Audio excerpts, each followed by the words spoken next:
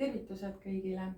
Väikene seletus teile, kuidas on liikumine vanast indigoaurast ja vikerkaaraurast kuldaurasse.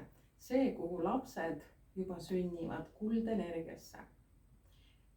Kui vanasti käis energia ülevalt alla spiraalina ja alt ülesse, siis kuldenergia ei käi enam spiraalina ülevalt alla, vaid käib sinu enda sisetundest, telepaatiast, südametasandist, otse hargnäärme keskusest spiraalina ette ja taha.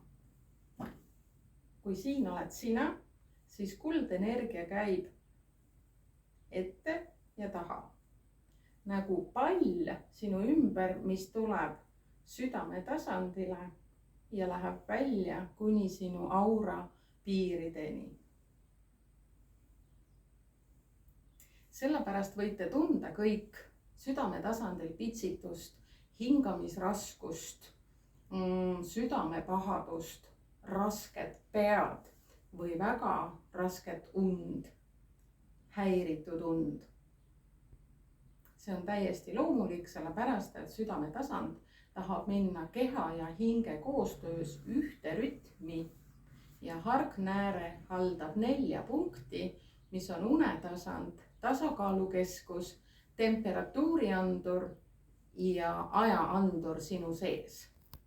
Nad lihtsalt tahavad võtta ühte rütmi, et sa ei mõtleks liiga palju, sest peas on hirme. Alateadvuses ehk 7. meeles sinu kõhus ei ole hirme. Ja siis hakkabki kuldenergia tööle. Sa tunned ja tegutsed.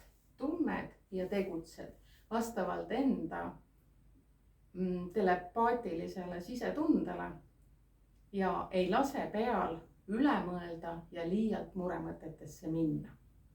See on siis lihtne seletus, kuidas on energeetiline üleminek kuldenergiasse seotud otseselt sinu keha raku tegevusega.